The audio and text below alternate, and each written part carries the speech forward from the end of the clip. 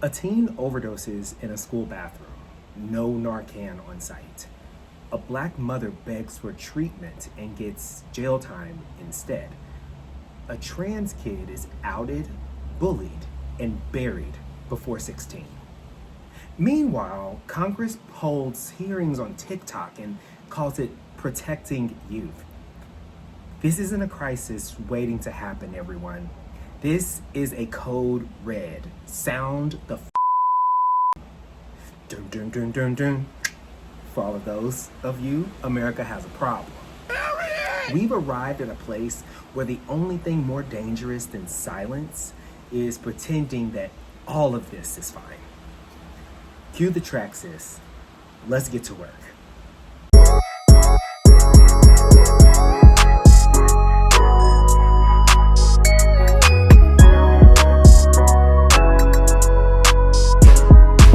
And welcome to Overruled, everyone, the podcast where the law meets the culture, the courtroom crashes into the street, and we say what the fine print won't. Why?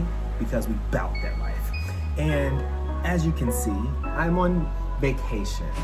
I'm on a wellness retreat, but I couldn't forget to give y'all a dose of what's happening right now. So enjoy this scenic, arid backdrop while we get into some real I don't need to introduce myself, but I will again. I'm Jay, and today's episode, if you didn't catch it already, is called Code Red. America has a problem. Okay, anyway. Why, you may ask? Because mental health isn't just a talking point. Because addiction isn't just a bad choice someone's made. Because we're watching an entire generation cry out, and the government responds with book bans, budget cuts, and blame. This episode, we're naming names, reading the receipts, and burning down the myth that this system was ever designed to care in the first place. You ready? I'm ready.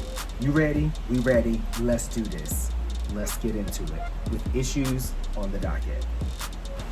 So, you ever smell smoke, pull the fire alarm, and everyone just shrugs like it's fine? That's what this feels like. This being America, a national mental health emergency with suicide and overdose rates skyrocketing. And instead of triaging the situation, we're handing out book bans and prison sentences. This is a code red. But not the kind the government calls a code red. The kind that they ignore. Because if this was about banks or defense contractors, we'd already have a solution. But it's about kids. Black kids, queer kids, and poor kids. So we get thoughts and prayers, pretty much. And also a heaping helping of more trauma. These are the issues on the docket today. So, first up, and trigger warning for those of you who have dealt with or have any connection to suicidal ideation. Suicide is now the second leading cause of death for people aged 10 to 24 in the United States. Read that again, hear that again. We're talking ages 10 to 24 having suicide as the leading cause of death in their age bracket. Second leading cause. According to the CDC, over 1 in 3 teenage girls seriously considered suicide in the past year. LGBTQ youth, nearly half did. And it's not just because of social media. Or this is not just a play on, oh, that's what we're gonna say and purport in media. No, this is actual violence, poverty, bullying, isolation, and zero lifelines for these communities. From 2011 to 2021, the suicide rate among Black youth more than doubled. Native youth, they face suicide rates twice the national average. But somehow, they get the fewest resources. Is that a coincidence? I think not. That's actually policy in action. Over 60% of US counties don't have a single child psychiatrist. School counselors are drowning in caseloads. Some serve over 500 students each, and the recommended number is 250. Instead of investing in therapists and being, a solution to the problem, America invests in metal detectors. Instead of trauma-informed care, we put police in hallways. And then we wonder why kids are scared to ask for help. In Georgia, a bill was introduced this year to ban school discussions about depression, anxiety, and suicide unless parents opt in. In Texas, a law passed that lets parents veto mental health screenings at school entirely. Whatever the kid says is going on in their life. Meanwhile, emergency rooms are overflowing with teens in crisis at record numbers, and there's no one to send them to. So let's level here. This is not just a health issue, a mental health issue, a adolescent issue. It's a justice issue. Because when access to mental health care is determined by zip code and insurance status, the kids who need the most support get the least. And while they're crying out for help, politicians are more concerned with banning books and demonizing teachers. We've got trauma in the classroom and denial in the Capitol. Our next story takes us to another pressing issue that's happening in America, the overdose epidemic. Last year alone, more than 109,000 Americans died of drug overdoses. That's one person every 5 minutes. And let's not pretend like this is new, because breaking news, babe, it's not. We've been in crisis mode since the 90s. First, it was crack, then Oxycontin, then heroin, now fentanyl. But what hasn't changed? The playbook. Punish first, ask questions never. Nearly 70% of all overdose deaths in 2024 involved fentanyl, an opioid 50 times more potent than heroin. But you know what's not keeping up? Treatment access. Black Americans saw the sharpest increase in overdose deaths in recent years. But are we expanding treatment centers in those communities? Hell no. We're sending in SWAT teams and kicking down doors and calling that prevention. In Tennessee, a mother was arrested last month for overdosing while pregnant. Not offer help, arrested. In Florida, the state legislature made fentanyl test strips, those things that are helpful, illegal, classifying them as drug paraphernalia. That's like banning fire alarms during a wildfire. Meanwhile, Narcan, life-saving overdose reversing Narcan, is still priced out of reach in so many places. And in some school districts, it's flat out banned. I repeat, banned. Imagine your kid overdosing in a high school bathroom and staff legally can't intervene. Even safe injection sites, which scientific studies show reduce overdose deaths, HIV, and public drug use, are being actively shut down because they're too controversial. Wow, that's rich. But what's controversial about people staying alive? If this crisis looks like it did during the opioid epidemic's peak in wealthy suburbs, if the victims looks like them, we'd have a ribbon, a summit, and an HHS task force out in the field right now. But when it's poor people, black people, brown people, it's back to the war on drugs rhetoric and zero compassion. Our final story is going to talk about what kids should innately have: protection. And while all that's happening, all of what we're talking about so far has been happening, guess where some of the harshest battles are being fought? The classroom.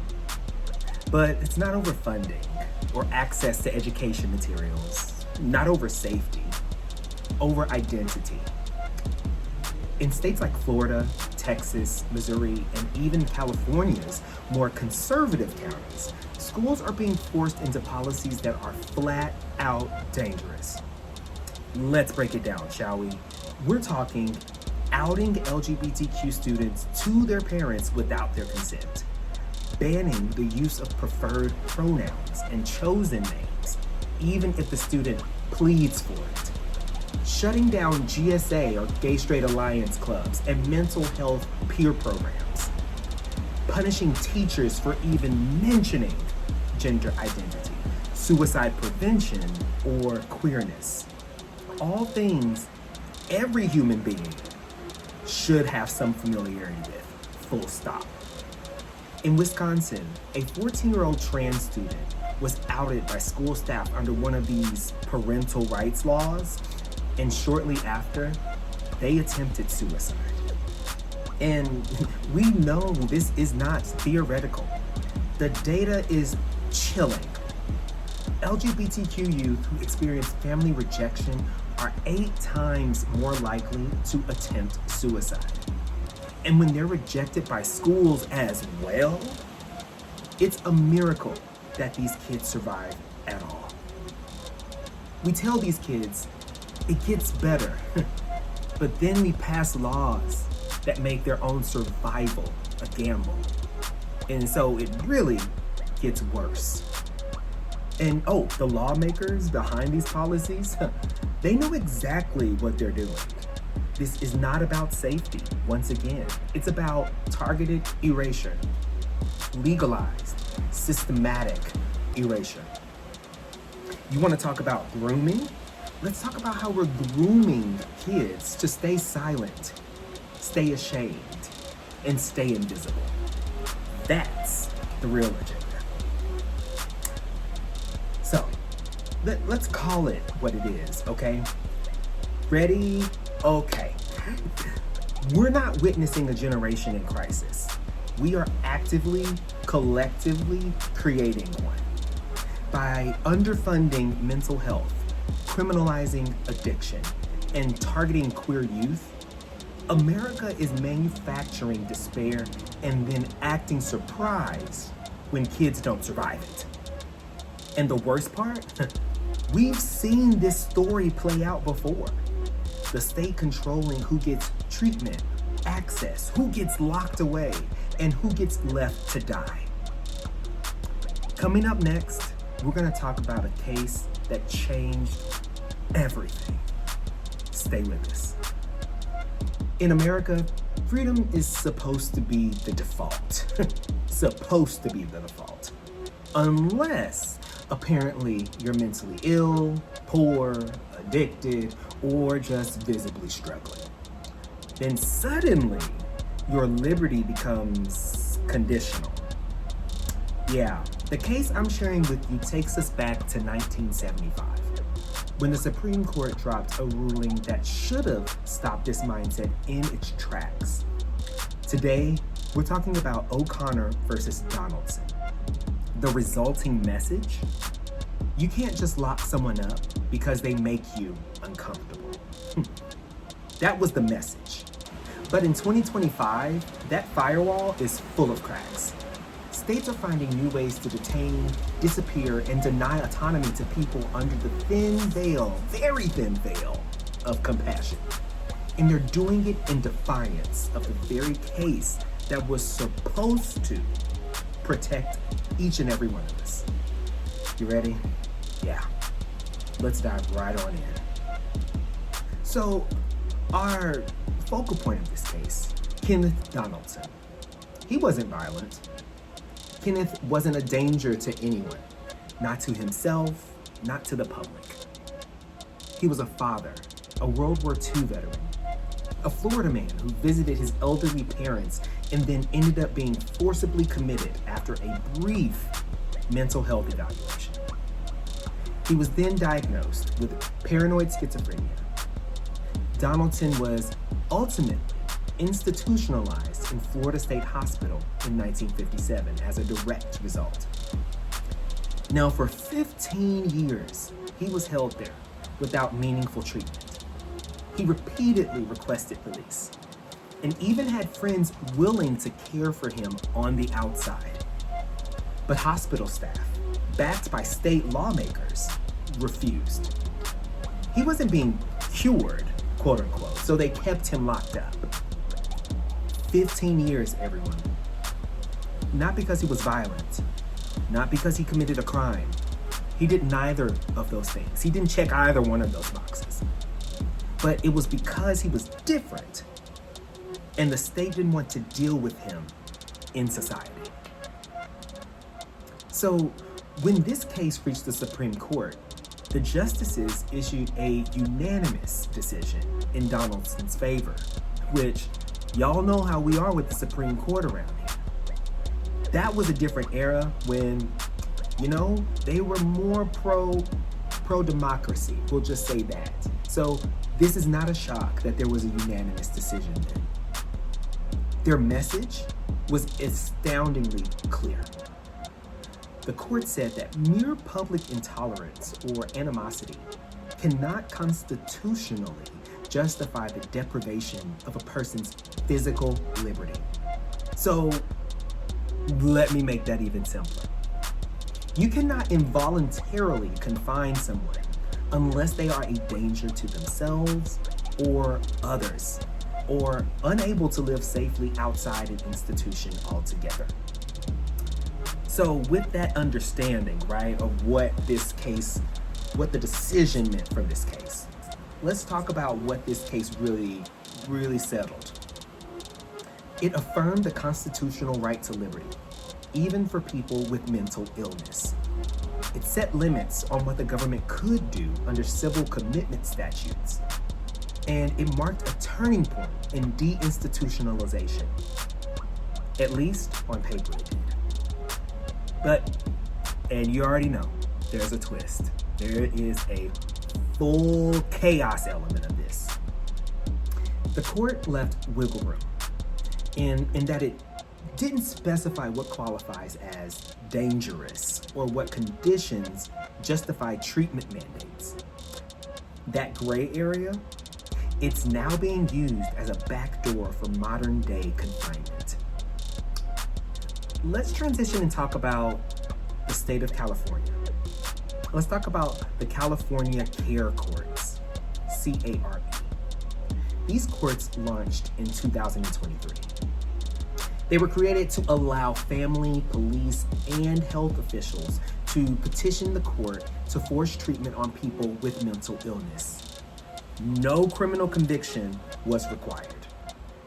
Critics on one end argue it targets unhoused and low-income individuals, especially in LA, and really the Bay Area. Once ordered, individuals face a year-long treatment plan that can include involuntary medication and institutionalization. But there was an operative word in there that I hope you picked up on: involuntary. And what the standard for eligibility was in the first place, the care court determined that to be defined as unmet needs. What the does that even mean? Okay, all right, yes, that's right. Okay, we'll just go ahead and we'll lean into what they say by unmet needs. So being visibly unwell in public is now a fast track to court-ordered confinement. If 4 plus 4 is 8 and 2 plus 2 is 4, this is not adding up. But that's just one example.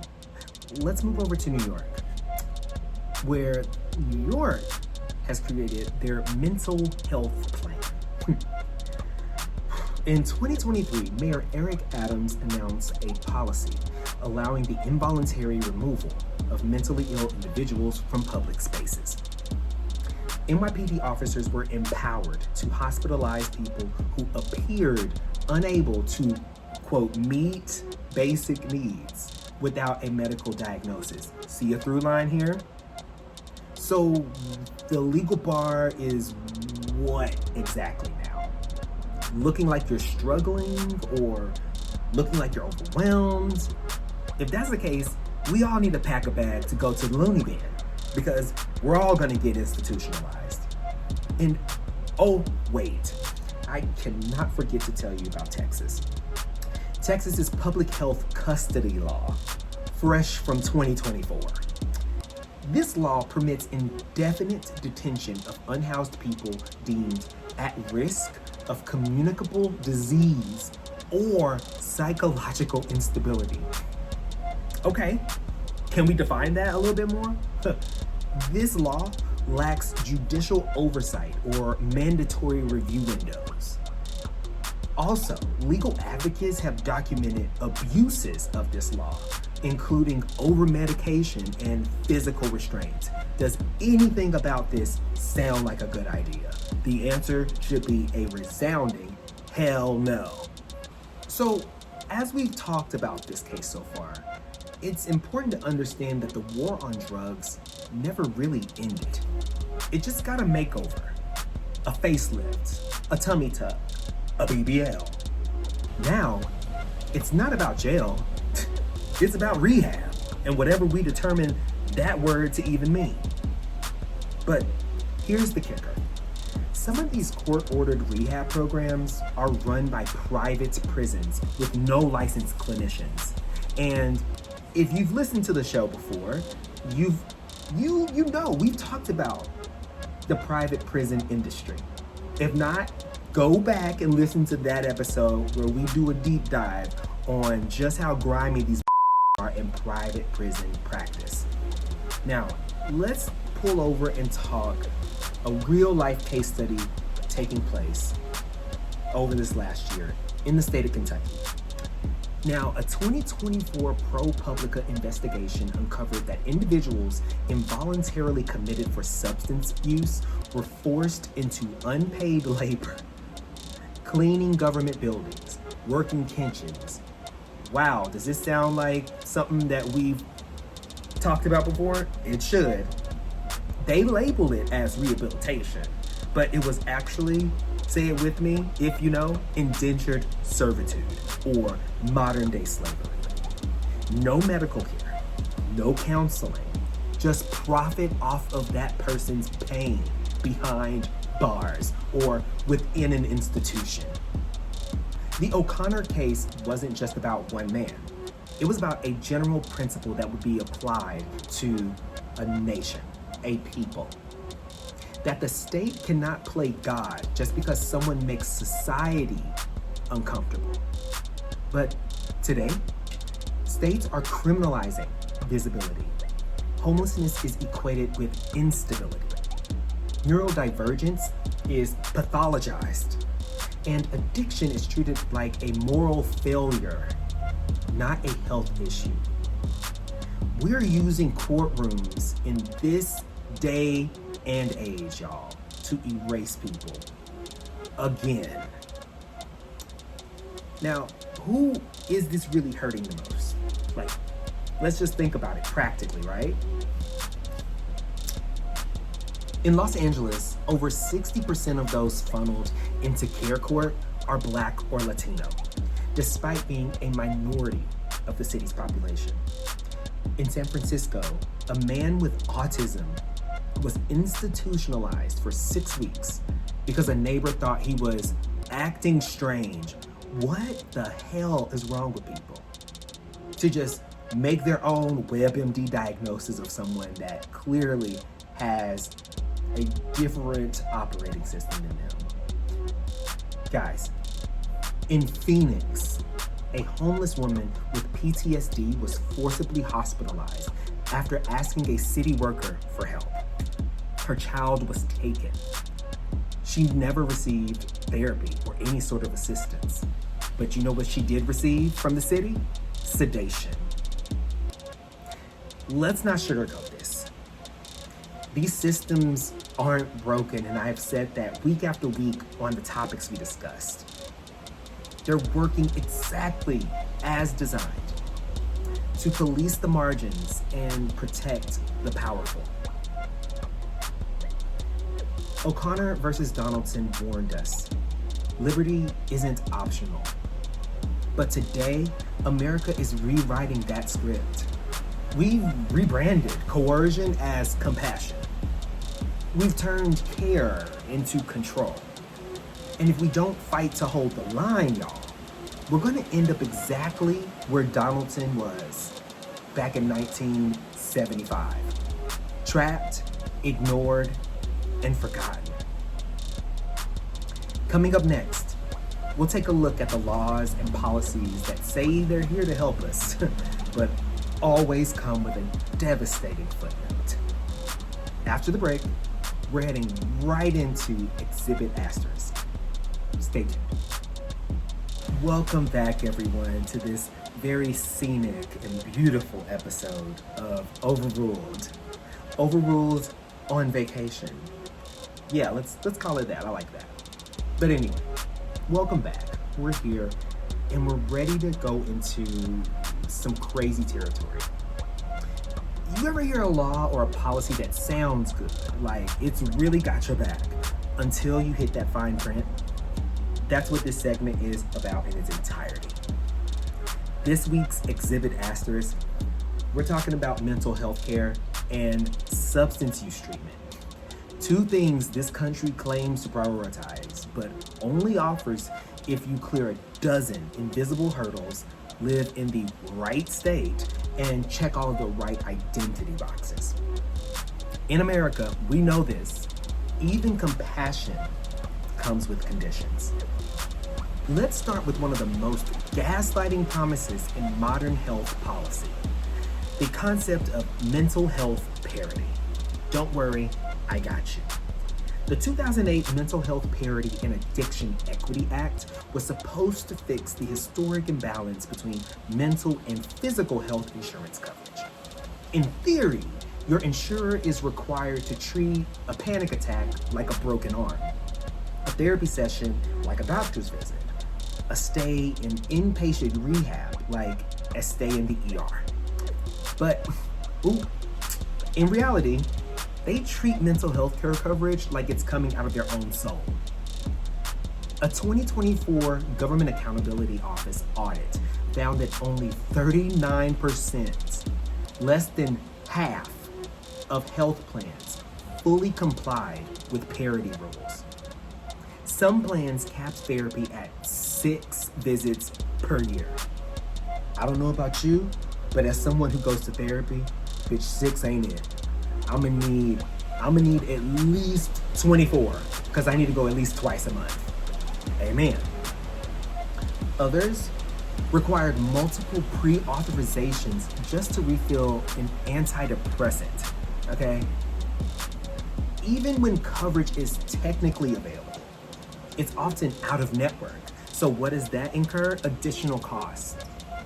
Meaning you can technically get a therapist if you can afford to drop $150 per session up front and fight for reimbursement later because it's out of network and not included in your policy. And who's getting hit the hardest? Low-income families, Black and brown patients, rural communities, and single parents. The very people most likely to need mental health support and least likely to get it. Let's not pretend this is an accident, okay? It's not, another glitch in the system. We're overanalyzing it and all that. No, it's not. It's the system doing exactly what it was designed to do, gatekeep care and profit off of suffering. But okay, let's say you don't have private insurance. No worries, all good, right? That's what Medicaid is for. That's government sponsored and state sponsored. That's supposed to be the safety net, the backup plan, the lifeline, if you will. Except, oh no, that rope was cut a long time ago. And whether you get saved depends entirely on your state's politics. So our second asterisk begs us to ask this question or understand this notion. You've heard politicians say, we just need to expand Medicaid, right? You've heard that rhetoric. They're not wrong, to be clear. But the reality is, even when states expand Medicaid, they still find ways to choke off access. Alabama and Mississippi are among 10 states that still haven't expanded Medicaid under the Affordable Care Act, leaving over 600,000 of their residents living in coverage limbo. In Texas, Medicaid won't cover inpatient substance use treatment at most facilities. So if you need help for a drug problem, the system tells you, get clean first, then we'll help you. Make it make sense. In Georgia, state-funded youth therapy is capped at 20 visits per year, regardless of the diagnosis. Hit session 21, and you're either paying cash or you're going without. And let's talk logistics. Even in states with coverage, finding a provider who accepts Medicaid is like winning a very sad lottery. In Arkansas, fewer than 30% of psychiatrists take Medicaid patients. The people that can help chemical imbalances, only 30% of that community takes Medicaid. That is a glaring red flag in the system. So yeah, Medicaid is a lifeline, but it's fraying, state-controlled, and laced with some thigh-high red tape, okay? And let's be honest, the deeper you are in the Bible Belt, this is where we get real, okay? The deeper you are in the Bible Belt, the more likely your governor, your representatives, the more likely they are to treat mental illness as a moral failing or it's just sin instead of a medical issue. But hey, all is not lost. Even if you do get coverage, if you do find a provider, there's still one final wall to climb. Permission. Especially if you're a kid. Particularly if you're a kid in crisis. And especially if your identity is the very thing putting you at risk. Our third and final asterisk in this segment, we're talking specifically on kids. Because honestly, if there's one group that shouldn't have to beg for therapy, for access to resources, it's traumatized, anxious, suicidal children and teens. But in too many states, they're forced to either get permission from the very people who hurts them or not get help at all. In Idaho, Florida, and Missouri, minors under 18 can't receive most mental health services without parental consent. That means queer kids alike with unsupportive parents, no therapy. Kids experiencing abuse, no help unless a guardian signs off. Lest we forget that the abuser could be the guardian. Survivors of trauma, those people, they're shut out of care unless their abuser thinks it's a good idea. And unfortunately, it doesn't stop there. In states like Louisiana, which my home state is always doing wild shit. It's just a red state and they're crazy. It is what it is. So in states like Louisiana, therapy notes and mental health records can be subpoenaed in criminal and family court cases, meaning the things that someone traumatized talks about can be called into a court case unbeknownst to that person without their permission and damn any sort of client privilege. Essentially, That means that a safe space that was created for a teen with a mental health professional in a therapy space can then become a weapon used against them. Let's look at a real case. A 15-year-old girl in Louisiana was trying to get help coping with anxiety and depression and bullying. Her therapist encouraged her to stay in school and process through it. When the girl missed too many classes due to panic attacks, her therapist's notes were subpoenaed and used to build a truancy case against her mother. So we're not addressing the core issue. You want to know why kids don't open up? Maybe it's because they've seen what happens when they do. This is not mental health care. At least it's not good and fully accessible mental health care. This is mental health surveillance and prosecution. So here's the fine print nobody reads at the press conference, okay? Parity doesn't mean equal if the network itself is empty. Coverage doesn't always help when your governor has gutted the entire budget for it. And access means nothing if your childhood trauma has to be notarized to be believed.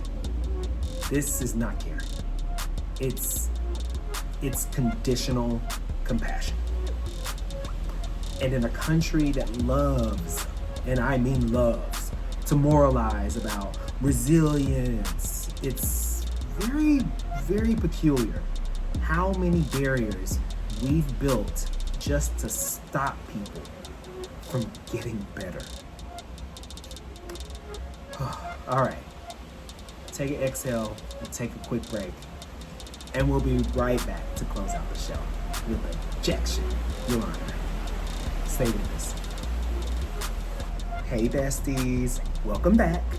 And I'm getting straight to it because I have things to do. I'm on vacation. But I'm not gonna just not give y'all something. So I got some to object to. Let's go ahead and jump right the All right. Your Honor, court of public opinion, legal eagles out there, I rise to object. I object to this country's selective sympathy, the way it reaches out a hand when it's politically useful and pulls it back the second someone messy, poor, or brown grabs hold. I object to the lawmakers, school boards, think tanks, and talking heads who keep saying mental health matters with the same breath they use to defund therapists and criminalize pain. I object to a nation that will wear a ribbon and is good for wearing a ribbon, post a hashtag, and cry at a vigil with a little wax candle, but can't pass a single policy that would actually keep people alive. The problem isn't ignorance, it's indifference. Because let it be known, we're not in this crisis because people don't know what's wrong. Oh, they know. We're in it because the people with power don't care enough and give enough of a damn to fix it for the people who don't look like them.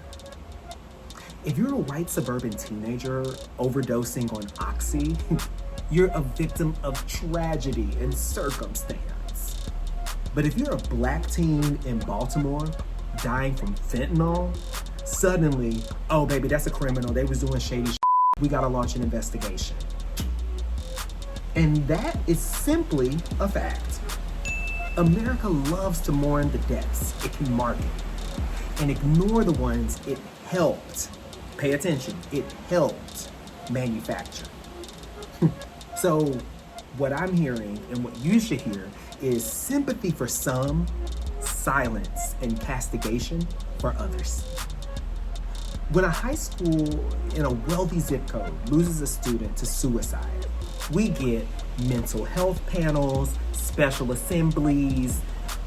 All of the grief counselors seem to just be readily available. They come flown into the school, all of that. But wait, When a kid in the foster system dies by suicide,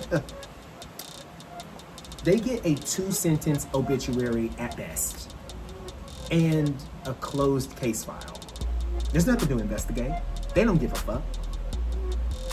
When rich districts have a bullying problem, the solution is funding and curriculum changes.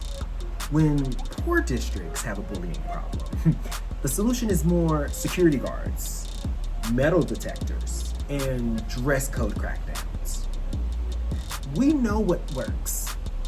Smaller caseloads, inclusive curriculum, culturally competent care, community-based resources. But those things cost money. And America will spend billions on bombs before it spends thousands on healing. We've built a country where theatrics matter more than outcomes. Performative politics at an all-time high. There are politicians right now tweeting about mental health while voting to slash and gut Medicaid and ban school counselors from saying the word gay. A governor will declare Suicide Prevention Month and then sign a bill that forces teachers to out students to hostile families. We'll pass legislation that says trauma-informed discipline, but still shackle students with IEPs for having meltdowns in the hallway. This isn't support. Nah, it's a stage play built on smoke and mirrors, something America has done for years, hundreds of years. And then the people who need the help, those people are not props to those smoke and mirrors. Those people are actually, really, in true reality, dying. So who gets the resources? When a college athlete dies by suicide, there is a media frenzy, investigation, and all of the pomp and circumstance. But when a trans teen dies by suicide after being outed, the silence is disturbing and also deafening. And let's talk about who gets rehab versus who goes to jail. If you're caught with heroin in the suburbs, it's a health emergency. If you're caught with heroin in a housing project, bitch, it's a raid, and you're doing time. Narcan in private schools is applauded. Narcan in public schools, that's enabling drug use, and we're gonna ban it. Fentanyl test strips in Beverly Hills, that's smart safety. Fentanyl test strips in St. Louis, East St. Louis, that's evidence of criminal intent, promoting the use of drugs. Same substances, same symptoms, but the sympathy, selective. And now, the children, the people screaming the loudest about saving children, saving those that need help, are doing the absolute most to harm them. Banning books that talk about anxiety or queerness. Punishing kids for using pronouns that make them feel safe and recognized. Making therapy harder to access. And this one, I don't care if I don't give a fuck if you're triggered. But making therapy harder to access than a firearm. They say they care about children's mental health, but only as long as that child is straight, cis, white, middle class, and never cries too loud. Oh, and has very stable mental health. Everyone else? High risk, disturbed, a disruption. How dare you? Something to isolate, arrest, or expel altogether. Not someone to help. America is not confused. It's actually quite comfortable. This country is not confused about what it's doing. It's comfortable with the outcomes, and it's evidenced time and time again. Comfortable with trauma as long as it stays within certain zip codes. Comfortable with suicide as long as it doesn't make the donors uncomfortable. Comfortable with addiction as long as it's not loud, public, or inconvenient. And every once in a while, it'll put her on a ribbon and wipe away a crocodile tear just long enough to give an actual and avoid actual accountability. So, Your Honor, I object to this country's two-tiered empathy system, where grief is a PR strategy and prevention is a press release. I object to leaders who show up at funerals with policy cuts in their pockets. I object to hashtags that trend while kids are literally dying in underfunded schools and jail cells labeled behavioral health wings. I object to the way America only cares about people's lives after they're gone. This isn't about awareness. Bitch, we've been aware. This isn't about visibility. Bitch, we have been screaming from the rooftops. This is about power, priorities, and the price of pretending to care.